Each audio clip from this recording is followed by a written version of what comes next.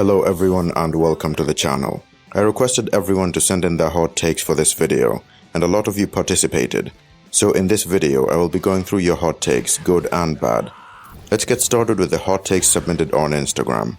The first one says, if it was not for the lighting bulb, Luffy would have lost to Buggy. I'll be honest, I don't know what this one is talking about. I went back to rewatch that entire fight, and I don't remember a lighting bulb or a light bulb having any effect on the fight. If you know what he's talking about, or if you're watching this video right now, please let me know what you meant in the comments and I'll see if I can respond to you there. But as for right now, I have no idea, so I'll be moving on. The next one says, One Piece is only good if you watch all the episodes and I have too many other animes to watch. Okay. Well, this one's an interesting opinion. I don't think One Piece is only good if you watch all the episodes.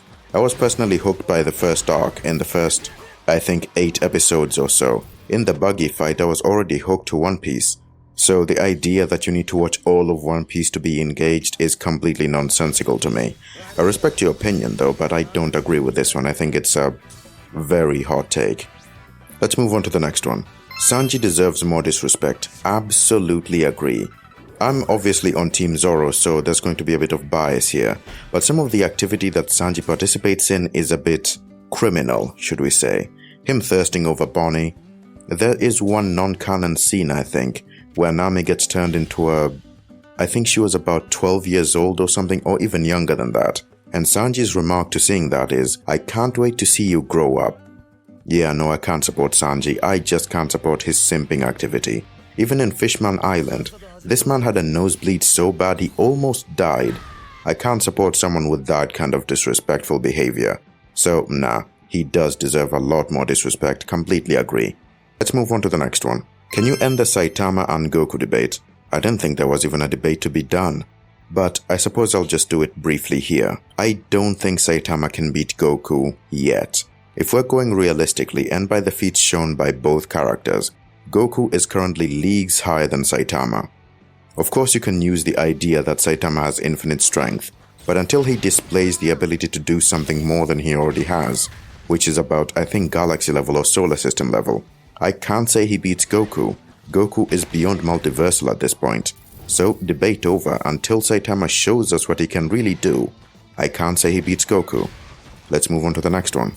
Zenkai boosts undermine Goku's victories as a child. In what way? I think Zenkai boosts only became a thing in Dragon Ball, where Vegeta was basically abusing them to gain more power. But as for them undermining Goku's achievements as a child, I don't think so. Goku wasn't carried by Zenkai boosts back then. When Goku lost a fight, he didn't just magically get stronger. He would have to train under a different master, do more intensive training, and then he would get stronger. But in Z, that entire idea kind of just flew out the window with Saiyans just getting stronger after each battle. That's not how Kid Goku operated. He mostly trained for all his abilities, except for his tail, which granted him more strength, obviously, and the Ozaru transformation. So I don't think I agree with this one. Let's move on to the next one. I saw this one and it's going to be a really hot take. Berserk is overrated. Goes to village and kills monsters and repeat for 300 chapters. It's only famous because he has a sad backstory and it has extreme gore. I have read Vinland, Vagabond, Monster, etc. Okay, for this one, I don't agree. The way you're describing the story, and you said I'm assuming anyway, that you've seen all of Berserk or read all of it. For you to just summarize it to killing monsters for 300 chapters straight is interesting, because that's not how Guts actually started off. That's not how Griffith started off, Casca and everybody else. The story is intricate. From Guts's, his childhood wasn't exactly great. He was born from a woman hung from a tree, and then all the events with his father figure, and honestly the story is terrible, not in that the writing is bad. The writing is masterful. It's just that the things that happen are extremely gory. But that's not all that makes Berserk great. It's the story itself, the characters being really intricate, and all the character motivations being extremely relatable in some way. If you went through what all these characters did, you can kind of see why they made those decisions. Even Griffith, no, I'm not defending Griffith. I'm just saying that you can kind of see why he became the way he did. You're not going to justify him, and I really hope you don't, so don't get started in the comments. What I'm saying is you can kind of see where they're coming from, if you can catch my drift. So I'm not going to say Berserk is overrated. I think it's just a matter of reading comprehension. If after reading all of Berserk, this is still your opinion, I'm just going to leave it here, but I have to question your, I guess, reading comprehension, like I said. So I don't agree with this one. I'll be moving on. Dragon Ball and One Piece fans ruining a lot of anime content by overhyping their show. I'll be honest, I don't agree with this one either. I do see where you're coming from, obviously, but Dragon Ball fans don't hype up the show. They hype up Goku's power. CC Goku, Xeno Goku, Goku this, Goku solos this, Goku multiversal. There's even people saying Goku is boundless, which I can kind of see where you're coming from, but they're not overhyping the show itself, they're just overhyping characters. Like the worst of One Piece fans these days, overhype Luffy's Gear 5th, which they're not really overhyping the show itself, they're just overhyping the main characters, like I said. So I don't think they ruin anime content per se, they kinda just ruin power scaling debates in general. And I guess I can see where some toxicity comes from, but I wouldn't agree with this take 100%. I would say 50-50, maybe 50% correct. Let me know what you think in the comments though. When you do some thinking, Ben 10 could in fact not beat Goku. I can't agree with this one bit. I've actually made a video of several different ways where Ben can actually beat Goku, but there are also ways where Goku can beat Ben.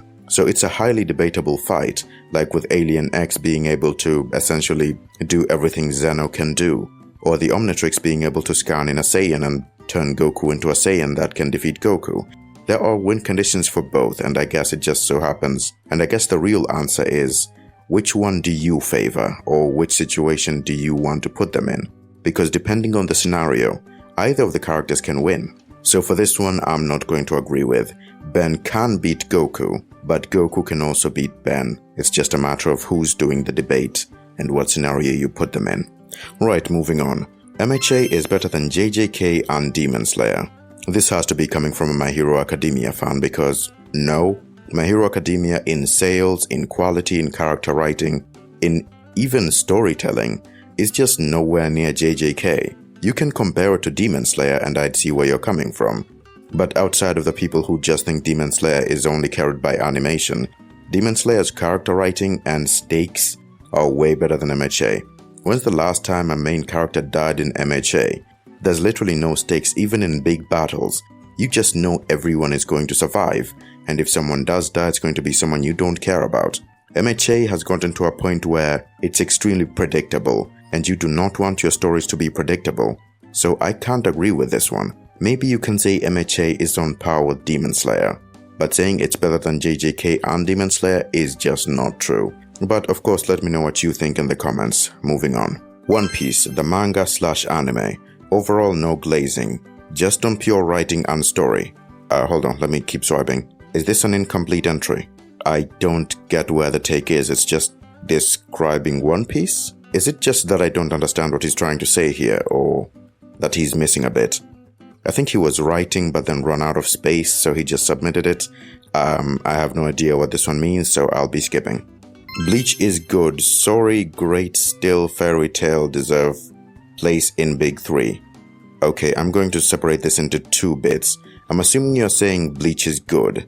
No, you're saying Bleach should be replaced by Fairy Tail?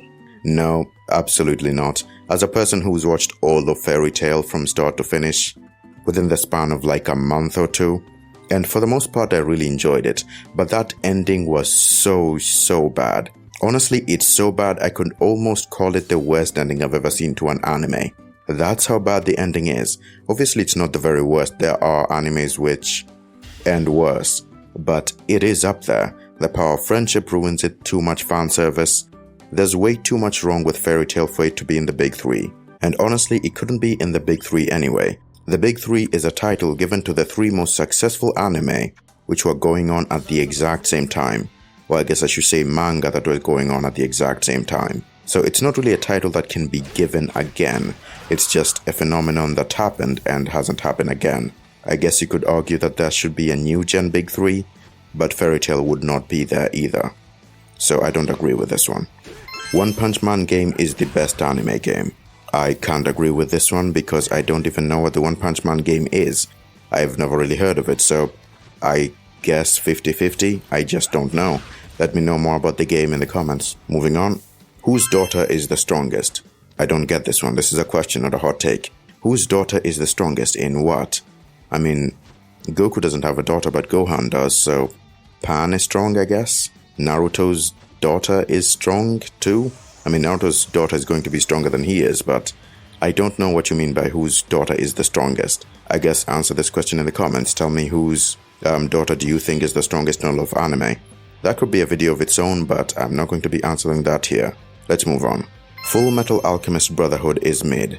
You are just sorely mistaken. There's a reason Full Metal Alchemist Brotherhood is at the top of all anime in terms of quality, storytelling, characters and everything, because it just is. Full Metal Alchemist Brotherhood is a very short anime which manages to just hit every single good part so perfectly that to this day it just hasn't been matched yet, and that's why it's seen as one of the best, if not the best anime to ever air.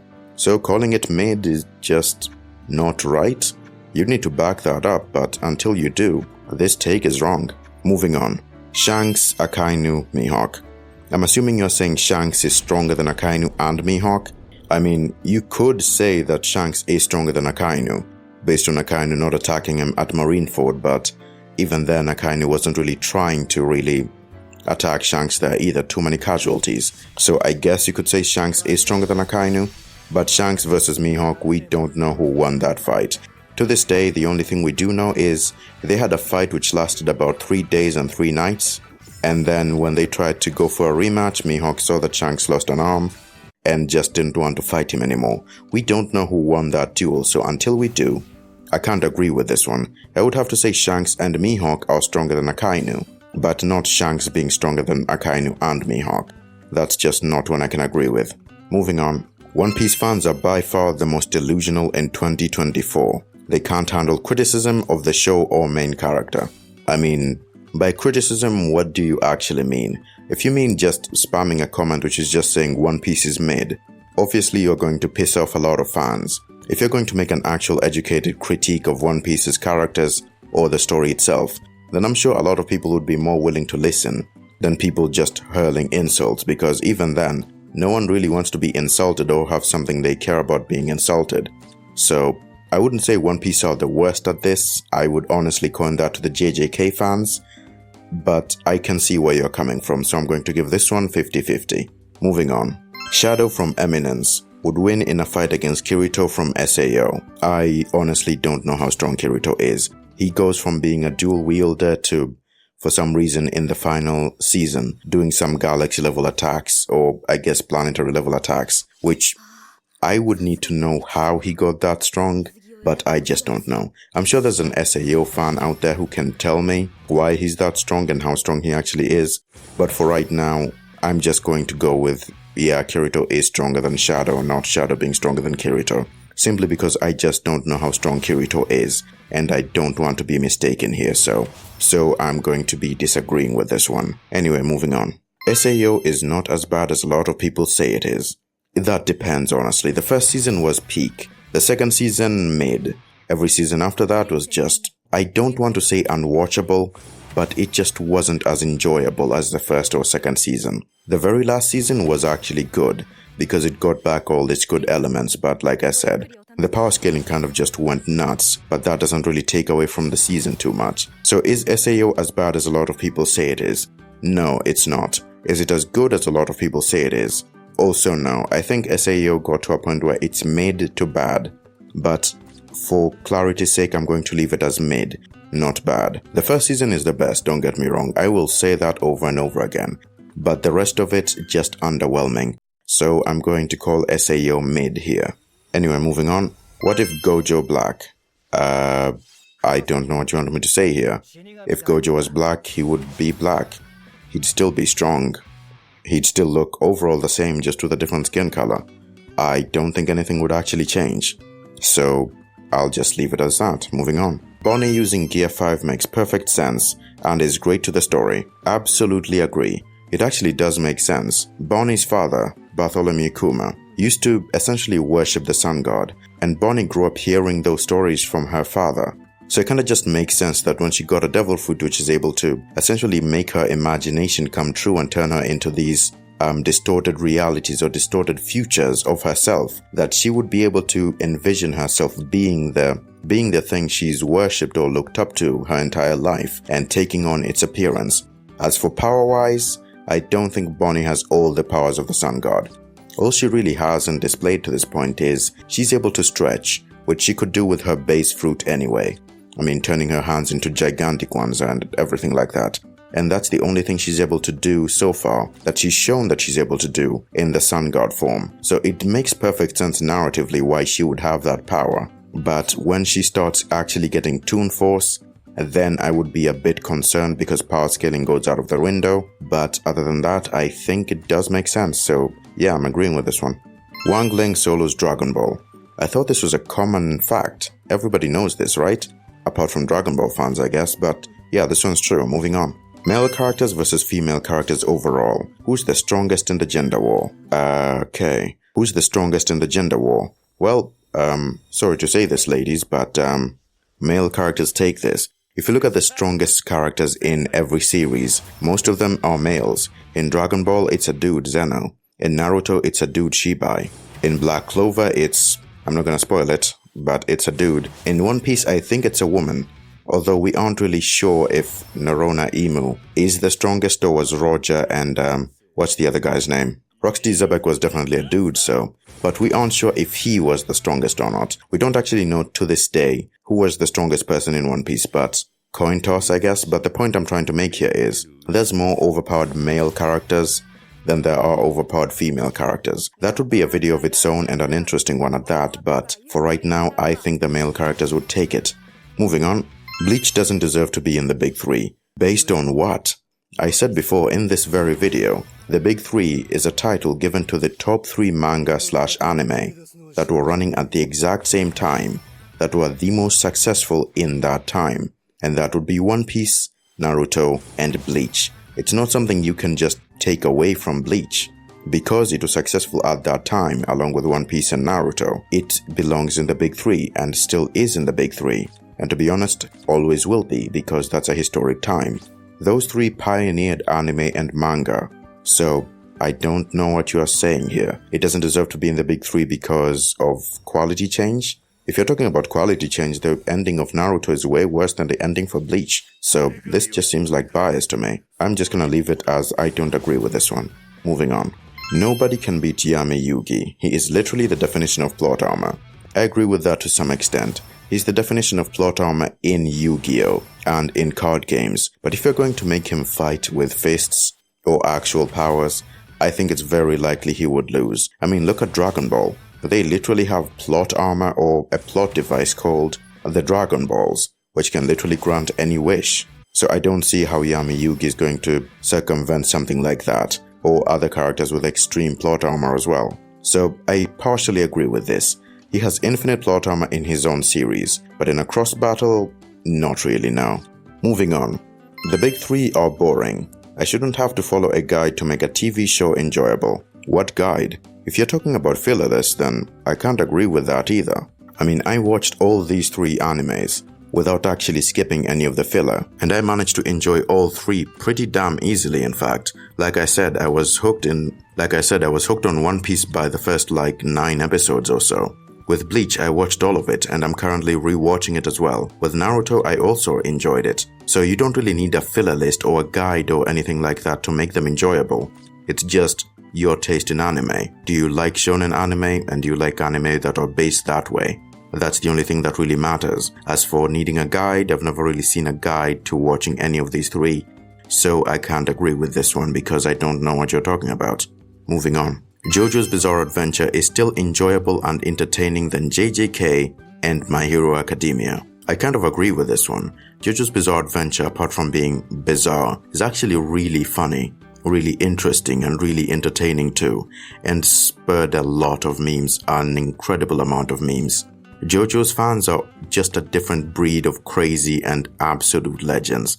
So I do think it's more enjoyable than both JJK and MHA. The lore and story is also really interesting too and really enjoyable. So yeah, I agree with this one. Ichigo isn't carried by his genetics as people say he is. I can't agree with this one because he kind of is. Ichigo is literally one of everything in his series. He's a human, he's a hollow, he's a soul reaper, he's a fullbringer as well. He's literally dipped his foot into everything. Oh, and he's a Quincy. To say that Ichigo isn't carried by his genetics would be lying. He does work hard for his powers, don't get me wrong. But you also have to admit that Ichigo kind of has it easier than everybody else because whenever something happens, his genetics kind of bail him out. The Hollow is always there to save his life and bring him back from the dead. When he was trapped in the jail by Sternritter J, he was able to just come out because he's part Quincy. Get what I mean? He's not necessarily completely carried by genetics, but he's heavily supported by them. So I can't agree with this one, sorry. Moving on. Goku meat riders make me not want to watch the show anymore. Like bro, we get it. Goku, he's the OG. Yeah, absolutely agree with this one, you're completely right. Goku meat riders or Goku glazers are part of the reason I just don't associate with Dragon Ball anymore. It just makes the fanbase seem really toxic. Everything is about power scaling and who's stronger, who beats who. Goku's stronger than this. Almost everyone in the Dragon Ball community these days only exists to prove that Goku is stronger. And that's not what Dragon Ball was meant to be about. It was meant to be about adventure. Not this, not what it's become now. So yeah, I'd have to agree, the meat riders and glazers just make Dragon Ball not a community I'd want to associate with anymore, and I personally just choose not to. Moving on.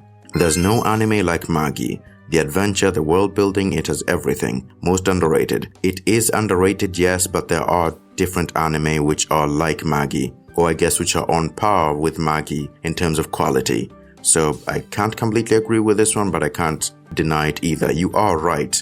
To some extent, to a pretty high extent actually, but it just seems a bit elitist to say that there's no anime like Magi. I believe Sukuna wouldn't have beaten Gojo without Mahoraga, and that even if he did have Mahoraga, he wouldn't have won due to the binding vows he used during their fights.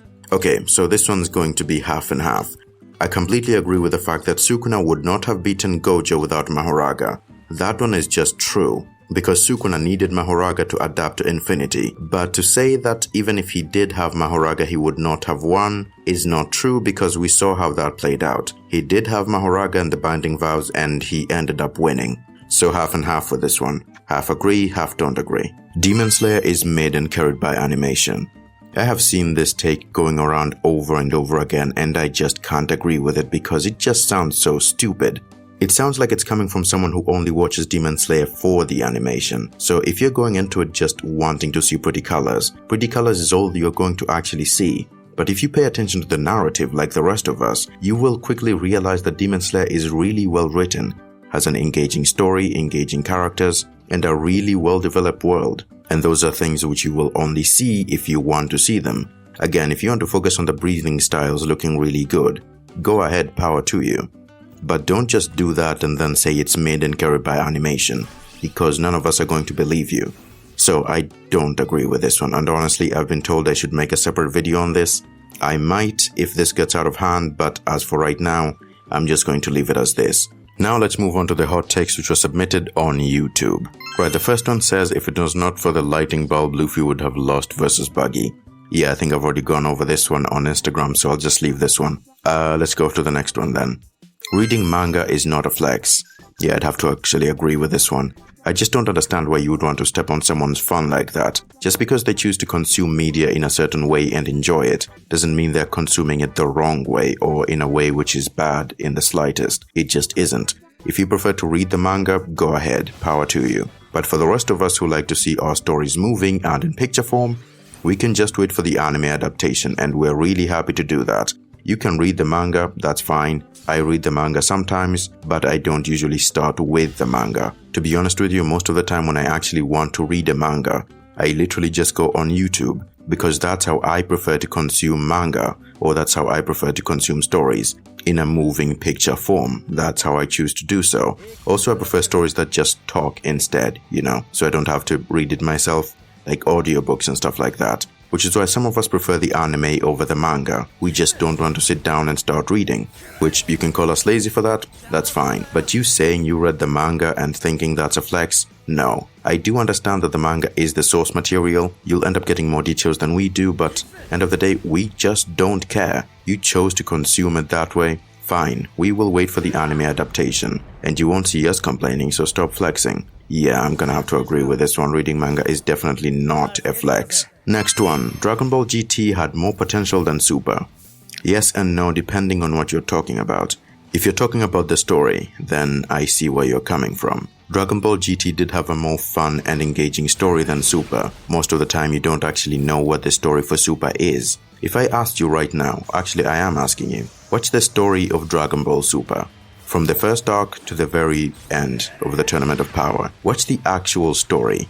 How are these arcs actually connected? Is there a theme that connects them all, other than Goku just going from fight to fight and just essentially messing around? They're just mostly reacting to threats which are external. In Dragon Ball GT, it felt like we were following a storyline that was linear and actually interesting. I ended up really enjoying the Shadow Dragon arc because that seemed really interesting for me. The concept that every Dragon Ball carried the sins or the selfishness of the wishes which were made by mankind, turning them evil and resentful. That was really fun for me and was really engaging. I really enjoyed that. So, does Dragon Ball GT have more potential than Super? In storytelling, yes. In quality, no. Super kinda just takes it on quality. It's way better than GT. I will say that right now and I will mean it. Super is way better than GT. You can quote me on that. Anyway, let's move on to the hot takes on Discord to finish off the video. Right, I'm gonna have to go through these ones in bulk. The first one says, give Rinnegan alive Madara his Gunbai and he will F Ishiki any day of the week.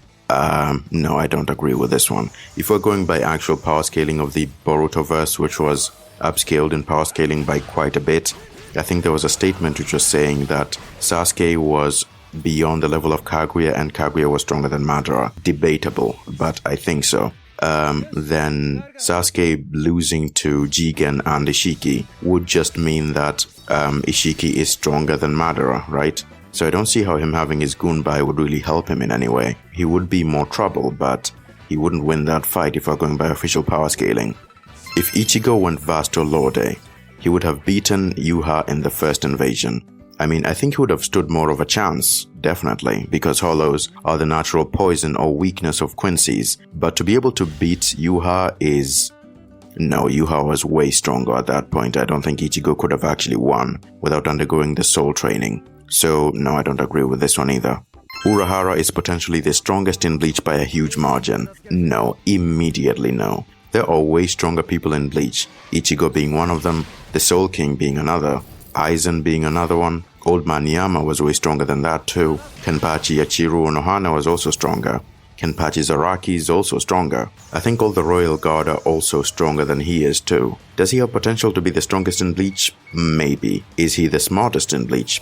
That's actually possible. But can he be the strongest in Bleach by a huge margin? No. Ichigo is literally right there and Ichigo is way stronger than he is. Aizen too, everyone I just listed, they are all stronger than he is by a massive margin. Let's move on to the next one. Kisame is a better shinobi than Tobirama. Okay, in what way though? If you're talking about being an overall shinobi, no, Tobirama is way better. If you're talking about overall strength, then I think Kisame can beat Tobirama. But if you're talking being a regular ninja, or being a better ninja than Tobirama, then no. Yeah, I can't agree with that one. Next one, same person. Kisame is top 3 in the Akatsuki. I mean, is he though? Hold on, let's go down the list. Nagato would have to be near the top. And then you've got Obito, who's definitely near the top too. You've also got Itachi in there, who's also really strong. Was Kisame stronger than Itachi is the question here. The answer to which is no. So I'm going to have to say no, he's not top 3, but he is top 5, that's for sure. Let's move on to the next one, and it's by a different person. Right, he says, Rimuru light novel is stronger than Anos due to Rimuru scaling above Feldway, who could destroy the Cardinal World, etc, etc. I mean, yeah, I'd have to agree with this one. Rimuru in the light novels has shown way more than Anos has in his. And honestly, Rimuru's kit is kinda built to suppress and resist all of Anos' attacks and abilities. So I think Rimuru in the light novels is just too broken for Anos, who is a demon lord, to even stand a chance against him. I mean, it could be an interesting fight, but Rimuru will probably take it in the end. The next one is I think I've read this one before. One Punch Man game is the best anime game. I've never heard of it, so I can't give my verdict here. Like I said before, passing it. And our final hot take in this video will be, hot take, I think if I were to decide on a new gen big 3, Jujutsu Kaisen should be inside 100%. You know what? Based on the description of what the big 3 was, I would have to agree with this one. Jujutsu Kaisen is currently leading anime. It won Anime of the Year. It's currently top of the charts, or topping the charts anyway. So, if we were to make a new gen big 3, Jujutsu Kaisen should be in there. The real question though is, which other 2 anime should take the 2 spare spots? Let me know in the comments. Oh, actually we do have one more here, I think. Let's read this one and let me check. No, there's actually quite a few. God damn it. Okay, let me go through them real quickly here. In no order. Shisui, Rock Lee, and Itachi. Itachi focusing on getting power. And obviously no illness. Have the most potential in the entire show. Aside from the Indra and Asura reincarnation BS that Naruto, Sasuke, Madara, and Hashirama have. Aside from that reincarnation stuff, my hot take is that those 3 have the most potential. I mean, I would have to kind of agree with this one. Shisui was extremely talented. And so was Itachi. Him, Itachi, Minato, and Kakashi were the youngest graduates of the academy and the youngest to become Chunin. Well, Itachi never actually became a Jonin, but they basically had intense potential even when they were just kids, so they certainly had some of the most potential to be the strongest, with Shisui's Genjutsu being regarded as some of the strongest, if not top 3 strongest in the entirety of Naruto, and Itachi being extremely strong, only getting nerfed by his illness obviously, but without his illness, he would have been extremely overpowered. Susanoo, his Mangekyo, Sharingan, his Genjutsu prowess, he had the potential to be one of the strongest, top 3 if anything. I don't think top 3, I think top 5 or top 10. And Rock Lee included, yeah, it should be about 5. I think it should be top 5 or top 10 strongest. These 3 belong in there. But as for being the top 3 most potential filled, I don't think so. Although he did mention without including the Asura reincarnation, so you know what? Sure, I'll have to agree with this one.